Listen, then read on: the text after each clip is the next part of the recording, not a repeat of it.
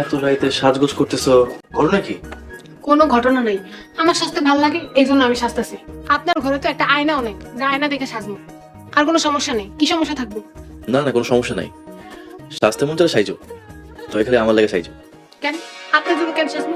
বিয়ের পর থেকে আপনি তো ঠিকমতো আমার দিকে তাকালো না। যতটুকু তাকানো তাকাইছি। আর তুমি নামাজ কালামের তুলনায় সাজসজ্জা নিয়ে বেশি পড়ে থাকো, এইটা আমার পছন্দ না। আচ্ছা, এই বাড়িতে আসার পর থেকে তোমার একবার কোরআন তিলাওয়াত করতে দেখি নাই।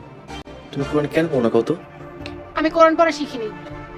শিখো নাই মানে তুমি এটা কি কইতেছো? কোরআন আমার কাছে কঠিন লাগে। কায়দা আম পারা ছোটবেলায় পড়ছিলাম। আস্তাগফিরুল্লাহ, নাউজুবিল্লাহ। তুমি আমার আর কত লজ্জায় ফেলাইবা? এই জন্য দেখে শুই না বুঝা বিয়া করতে হয়। আল্লাহ তোমাকে হেদায়েত দান করুক। যাও ওযু করে আসো, তোমার আমি আজ থেকে কোরআন তিলাওয়াত শেখাবো। যাও। না, আইজ না, কাল থেকে পড়বো। আমি যা কইতেছি তাই, যাও ওযু করে আসো। কি হইলো, বসে আছো কেন? যাও।